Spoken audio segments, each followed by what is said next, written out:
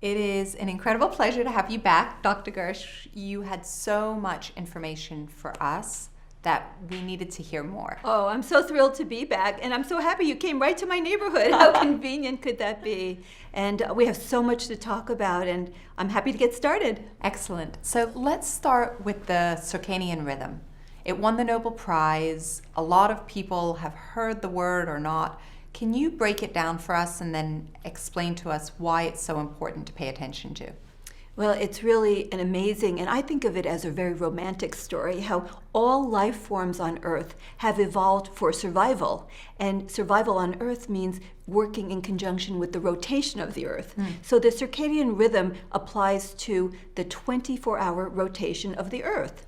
And it turns out that for survival, certain creatures do better working at the daytime or at the nighttime. So humans, for example, are like totally different creatures. In the day, we're metabolically active, we're hungry, and our immune systems are geared for helping in case we get a cut or an infection or something like that happens, because we're active, we're doing things. At night, we're totally different creatures. Our immune systems are replenishing themselves, our brains are healing, and our metabolism is slowed. So we're not supposed to be eating. Everything is different. Our blood pressure goes down, our temperature goes down. So we're totally in beat, in the rhythm of the Earth. The problem is that we evolved like this over many, many millennia. And nowadays, we're not living with the beat. We've changed everything, but our genes have not changed. And because of that, people are in trouble. People are suffering with just a multitude of medical problems. And up until very recently, we didn't even know there was a circadian rhythm in the humans. We didn't know there were clock genes. And in fact, 1/3 of all the genes in our body are actually clock genes, and the others work in sort of a beautiful synergy with the clock genes. So it's time that we learned we have to live with our beat, with our inherent rhythms. What are some of the effects of not living with the beat of our bodies, of the Earth? Well, it's actually huge because every cell in our body has clock genes. They're all working with the clock. And all of our metabolic processes are aligned with the clock. So when we live off the beat, what happens is we have immune dysfunction, we have mental health problems, cognitive problems, emotional problems, and we have problems with metabolism. So we have higher rates of obesity and diabetes. So basically, every single organ system in the body is out of sync when we don't have our circadian rhythm working properly, and everything goes into some degree of malfunction. So it can affect virtually every single function in the body. It's really a horrendous problem when we don't live with our rhythms.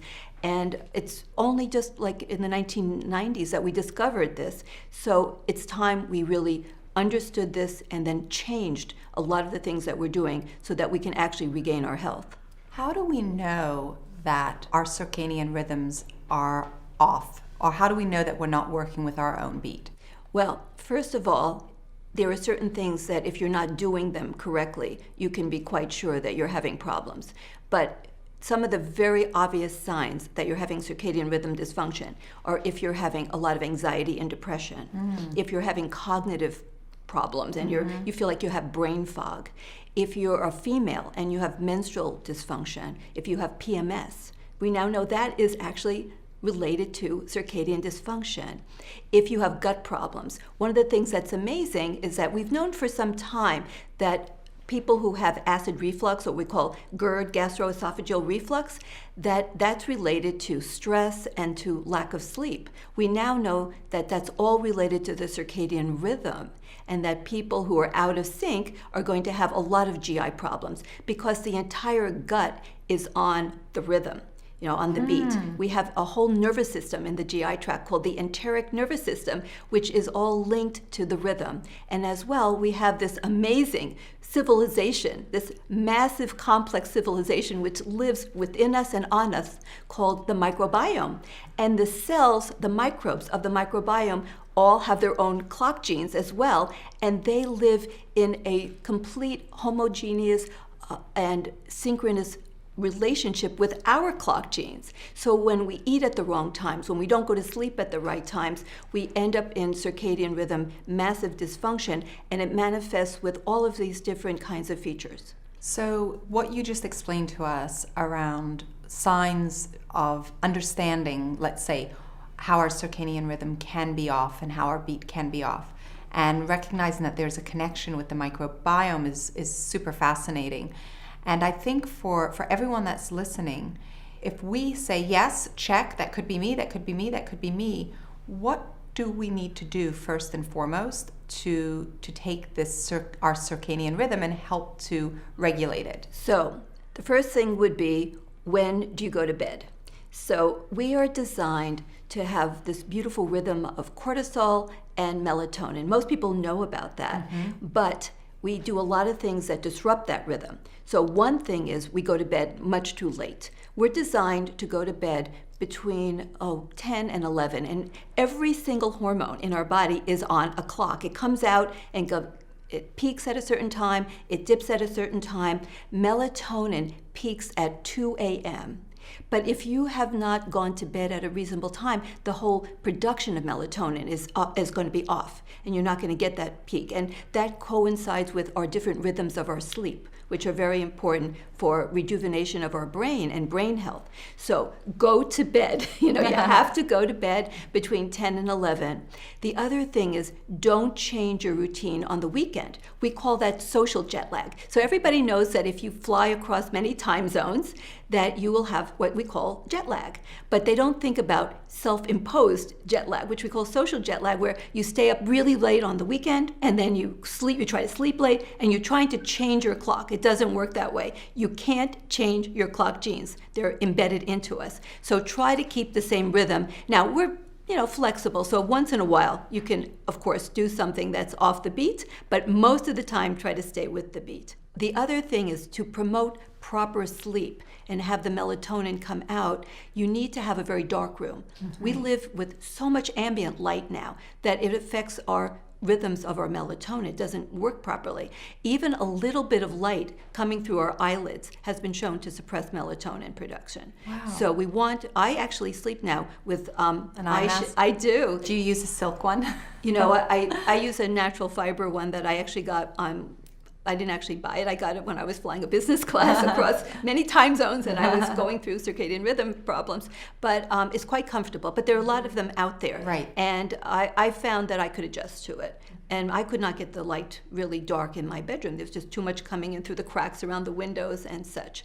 So you definitely want to have a very dark room. The other thing is, stop watching television, stop with the blue light. People know about that. The computer screens and the iPhones. You should try at least 2 hours before you go to bed to just turn it off. It's very interesting to think about blue light, right? We know that on the spectrum of light, the rainbow of light, the ultraviolet, the purples, we wear sunglasses, we protect our body from those UVA and UVB rays. But now that we're starting to understand, right next to the ultraviolet are the blue lights, and the blue light has such a detrimental impact on our health and our well-being, and we're just starting to see probably more and more of the research coming out into the media. And it's really all about timing. Because blue light in the morning is not going to be evil. So, and I'm glad you mentioned about light, because some of the things that you could do to set your circadian rhythm is to see bright light in the morning. That is really important. A lot of people, they never get outside. So the things that you can do to help set your clock. So there's a clock in our brain that's called the master clock. And it sits on top of the optic nerve because it senses light and dark. That's all it senses, light and dark. But if you live in a world of indoors, where you only have, little ambient room light, you don't really get the bright light of the sun, you have problems with setting your clock. And we know that people who have the ultimate blindness, where they have only blackness, that they have tremendous problems with their rhythms, with their mood, with their cognition. That's why they're giving them now a pharmaceutical that sort of mimics melatonin to try to help them, because it's such a huge problem when you don't see light. So in the morning, when you get up, try to get some bright light. And you've probably heard of SAD, seasonal affective disorder. Why is that a problem? It has to do with our rhythms, because our rhythms are related to our moods, and light sets the clock. So now it all makes sense, right? Very interesting. Why do they do light therapy? It's all about setting the clock. So in the morning, set your clock yourself. Get bright light. The other thing is midday. get out, and depending on your skin texture, like if you're a dark skinned person, you can probably go out for 45 minutes. And if you're very, very fair, very, very light skinned, you may only tolerate maybe direct sun for 15 minutes. But don't go out with sunglasses, no sunblock, and just get the sun directly on you. But just for that little bit of time. Watch the sunset. Isn't that amazing? The colors of the sunset, the oranges and the reds and the yellows, they actually program our brain to prepare for evening and to prepare for sleep. So you can do a lot of wonderful things to help get your clock back in order. Another thing that has been shown is that if you go camping, they've found that if you go camping for just a weekend, for 2 days, and you lie on the ground, like camping, and you do what we call earthing or grounding, Yes. and you get in touch with the earth and you're out under the stars and the moon and you see the sun, you can pretty much reset your clock in just one weekend and get back in sync. Really? Being able to help to get our circadian rhythm back on track. How does this relate to the obesity epidemic or the overweight issues that we experience in this country at such a high rate? Well, it actually does relate greatly. So as we know now, everything relates to everything. We're one whole. So what relates to our mood relates to our metabolic health, and so forth. So it turns out that, as we talked about, that every organ system, every cell has a clock.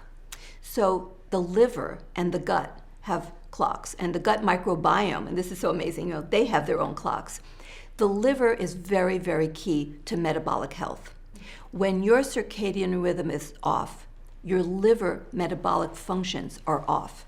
When your liver metabolic functions are off, it's like the liver enzymes, everything is just not working quite right because the timing is off. It's like an orchestra where every instrument is playing a little bit different timing of the music. So instead of sounding like a beautiful symphony, it's really like noise. And that's what's going on in your liver. The liver ends up getting inflamed.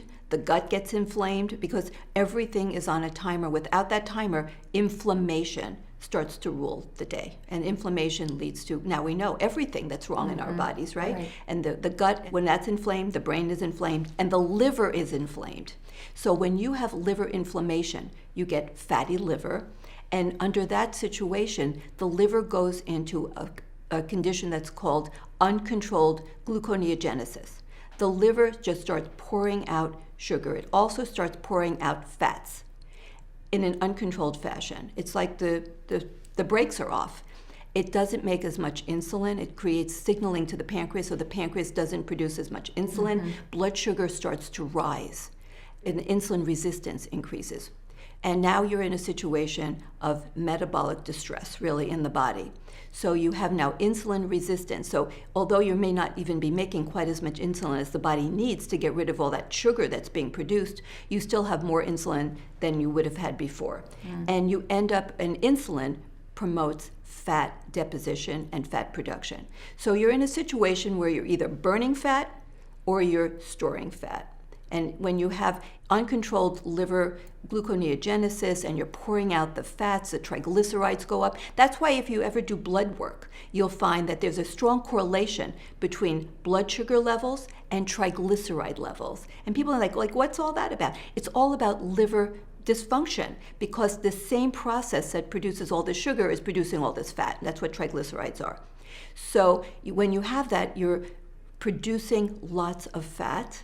And the fat ends up going into organs it doesn't even belong in. Like you get the fatty liver, but you also get fatty heart, you get fatty muscle, and you have insulin resistance, and you can store fat. But the mechanisms involved in burning fat are not working properly. Because how do you burn fat? In order to burn fat, you have to go into something of a fasting state, right? Because why would you just suddenly start burning fat? Right. Everything in the body is programmed for survival. If you're making lots of sugar, if you have lots of fat and sugar in the body isn't going to suddenly know that you should start burning it because it has such a big supply. The body burns fat when there isn't food coming in. So it's burning its body fat when the fat that's already existing in the body when there isn't food coming in. Exactly. I know it seems so logical. If you're constantly eating, you're not going to start burning all your fat. right? It's Right. not going to happen. Right. And you're not going to trigger this other amazing process that we call autophagy that, we can talk about as well. So when you have this problem of circadian dysfunction and you have gut microbiome dysfunction, you have pretty much total body dysfunction, and you have this problem with your liver that it's really out of sync and it's producing all the sugar and all this fat. You cannot burn fat because your body just says, we're just swimming in fat and sugar. We don't need to burn. We've got all this supply. So you can never trigger burning of fat. You can never trigger cellular rejuvenation. So you're in a state of constant growth and proliferation, because when you have all this, you're going to increase your growth factors in your body, like what we call IGF-1, insulin-like growth factor 1. And we know that high levels of chronic growth factors are associated with potential for cancer. And when you have inflammation, because this all leads to chronic inflammation in an environment of chronic growth can lead to promoting cancer, because the inflammation can cause DNA breakage and the growth factors can trigger the growth of the abnormal cells. So we have the perfect environment for cancer, we have the perfect environment for obesity and diabetes, and now we understand cancer is a metabolic disorder, right? It's Right. all linked. So you have total metabolic dysfunction. Everything is about metabolism. So the circadian rhythm, when it's out of order, leads to total metabolic dysfunction and increases your risk of dementia and metabolic syndrome, obesity, diabetes, and cancer. And everything we're doing in our society is damaging our circadian rhythm. We're eating at the wrong times, and we're eating constantly. The gut microbiome, which has its clocks, and the other peripheral clocks, like the clock in the liver, they don't see light or dark. They get the signal from the master clock in the brain. But when the master clock in the brain is dysfunctional because we're looking at light at the wrong time of day, like we're seeing light at midnight. So our circadian master clock is messed up because it doesn't know what's going on because it's not getting the proper signals. And then the peripheral clocks can also be programmed through timed eating.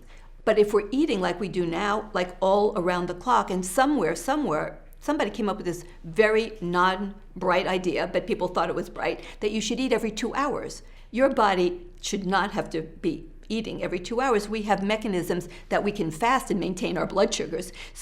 But when you constantly feed, and you're eating late at night because our pancreas goes to sleep at 7 p.m. When you start eating all around the clock and you're eating nonstop, some people drink sugary beverages all day long nonstop, right. Then our peripheral clocks, that's what we call them, the peripheral clocks, like in our liver, in our gut microbiome and so forth, they don't know what time it is because they can be programmed through timed eating. They don't know when it's light or dark, but they know when food's coming in. The other thing about fasting, there's so many different ways of fasting, but some of them will not give you anywhere near the benefits as other ways. If you stop eating for 1 or 2 days a week, they sometimes call that the 5-2, where 2 days out of Right. 7 you fast, you will lose weight if you don't compensate by eating more the other days. But you will not trigger any of the other protective and sort of rejuvenating processes in the body. That will not happen. And you will not really get where you want to go in the long run if you're looking for longevity and improved brain health, but you will lose some weight. So there's benefits from losing Sure. weight. So I can't really discourage people from doing that, but I want them to know that that's not optimal. The optimal thing that you should do is to fast for 4 days with a water fast. Now that's very hard for people to do, but it's only after you've truly fasted, just with water for about 3 days, that you trigger these amazing processes in the body that we call autophagy, and then subsequently the stimulation of stem cells to regenerate. So what happens is, if you truly fast for 4 days, or there are alternatives where you can do a fasting mimicking diet. But if you truly fast, one of the two ways, either with a fasting mimicking diet or with a true fast, once you get out to be about 4 days into this fast, that's when your body says, okay, there is no food coming. Now I have to really rejuvenate, because the body is intrinsically lazy. So day 1, day 2, it says, let's just wait. More food will come. We'll just wait. We don't want to have to work. But by day 3 to 4, that's when the body said there is no food coming. now we have to really trigger these mechanisms. And what happens is, if you don't have food, you're going to start burning fat. So you actually, by day 3, you go into ketosis because you're not making the sugar. You've used up all your glycogen stores. That's like the precursors to sugar that we store in our muscle and in our liver. And then you have to start burning fat, because otherwise you have no energy for your brain, for your heart. So you have to start burning fat. So for some people, though, they're so poor at burning fat, their mechanisms are so, just out of whack, that they may feel terrible for a little bit because they feel like they're hypoglycemic, which they may be, because they're not good at triggering fat burning. But give it a little time and it will happen. So once you get into the ketosis, the people will feel good because ketone bodies are used by the brain for energy. So your brain will feel good, you'll feel alert, you'll feel strong, and then your cells say, well, there's no food coming in. So just like you burn fat for your overall body, the cells start burning themselves up. So what they do is you take the cellular components that are old and they put them through what I call the recycle bin. It's called the lysosome. And they break down the organelles of the cell into their components, like amino acids and fatty acids, and then the cell reconstructs itself with internal new designed organelles, new structures. So the cell actually completely revamps itself. So you get like a totally rejuvenated cell. And these cells can live longer, and potentially you can live longer. We know that doing this, animals live longer, but we don't have human data. But certainly your cells will be better functioning, and your organs then will be better functioning.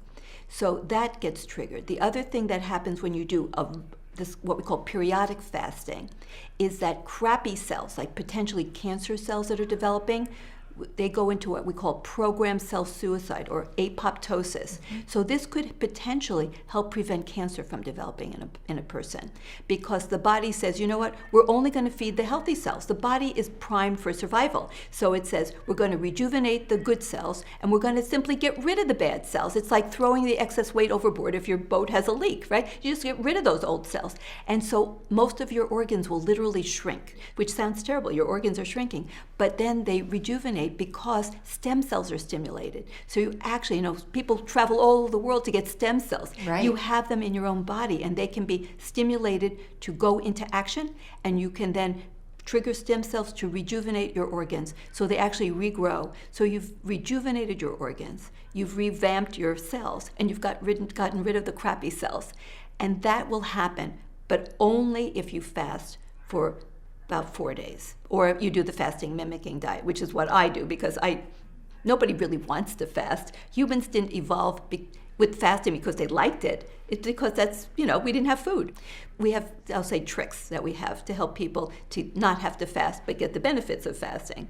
But when you do this, your whole body is rejuvenating, and the brain is also rejuvenating. So there's growth factors in the brain that are very good for the brain. One of them is called brain-derived neurotrophic factor. And this increases when you do real fasting, what I call periodic fasting. So you'll feel smarter, your brain will be better off. And they're doing research now with Alzheimer's. Then, of course, this tremendously helps with metabolic syndrome. So your insulin levels will drop, the inflammatory markers go down, the lipids go down, because the liver now is actually getting in sync. What they found is that when you do fasting, it's like a reboot. It's like a total body reboot. So your circadian rhythm gets back in sync. Fascinating. Your gut microbiome gets fixed as well. So you can help fix your circadian rhythm, you can get things online, you lower your inflammation, and you improve your total metabolic situation. So when you have metabolic health, of course, it reduces your risk of dementia, it reduces your risk of cancer, and they're now doing studies involving all of these things. We know also, this has been proven, that when you do the fasting mimicking diet, it actually causes beta cells to rejuvenate. So early stage type 1 diabetics may be cured. So these are the amazing properties that the human body can harness when you do fasting correctly. That's why I really want to educate people that just fasting 1 or 2 days a week, they will lose weight, but none of these mechanisms will be triggered. So you won't get any of that benefit. It's kind of like if you have this elaborate, complex puzzle, and there's like screws that like work in it, but if you have one screw that's missing, the whole thing collapses. Like it's so intertwined, and it requires the whole blend all to work together. And that's the problem, is that we evolved to have everything just right. We're supposed to eat right, we're supposed to sleep right, we're supposed to move right, we're not supposed to be sitting all the time, sitting is the new smoking, and all these things all contribute to our overall state of being. And when you start pulling one thing out at a time, it's the whole deck of cards collapses. So we have to really get back to basics and live the way we were genetically programmed. It's like a beautiful thing. We just have to live the way we were designed to live. It's just that we've done everything in our society to change that and make it more challenging.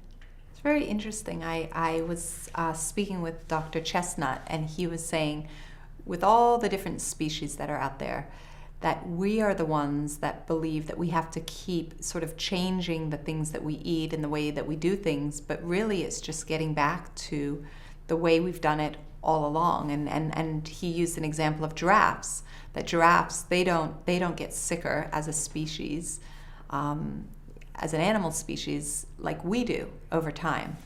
Well, I love that you brought in the animals. Yeah. So we humans collected a lot of wild animals and we put them in zoos. And what did they discover when they put animals in a cage? Right. They found that they would not reproduce, that they became antisocial, that they got fat and lazy and had a lot of anxiety. So what did they do at first? They gave them Prozac and sleeping pills. They actually did this to animals in the zoo. And then someone very clever said, you know what, maybe we should try to create a natural habitat and put the animals back into a more natural environment. And that's what the new modern zoos are, right? They try to open up the cages and put them into natural habitats. So why can't we do that for us, right? We live sometimes in self-imposed cages, and then we wonder why we develop all those same things. We can't sleep, we're antisocial, we don't want to reproduce. How many, there's like a high percentage of sexless marriages out there. Because I'm too tired. I don't feel like it. Half the people have no sex drive. We've done everything that we did to the animals that we put in the cages in the zoos, and then what do we do with ourselves? We give ourselves what? Prozac and antidepressants. The high percentage of women, because women are more prone to circadian rhythm dysfunction than men. Really? By the way, yeah. And that's why women have twice the incidence of depression. It's about circadian dysfunction. And the PMS, like I mentioned, is circadian dysfunction. And so we medicate. People have circadian dysfunction, so we give them acid blockers, which then actually makes things worse. We give them drugs to sleep, but then we disrupt their normal sleep. We give them drugs for depression, but we're altering their neurotransmitters in ways that are crazy, because the neurotransmitters are in the gut, they're not just in the brain. So we're creating a whole slew of collateral injuries to people. So we have to stop doing this. We have to be put back into our natural habitat, and then we can thrive. And we all want to thrive. We want to be able to thrive and not suffer and really live our lives in the best possible way. Thank you so much for educating us on all the clocks in our body, and the microbiome is actually 3 parts. Who would have understood? And I'm so excited to follow you and the work that you continue to do. Thank you for sharing. It's been just a great pleasure, and I hope that we'll get together and we'll explore the newest knowledge as it comes down the track. I know you're going to be right at the forefront of it. I love it. Thank you so much.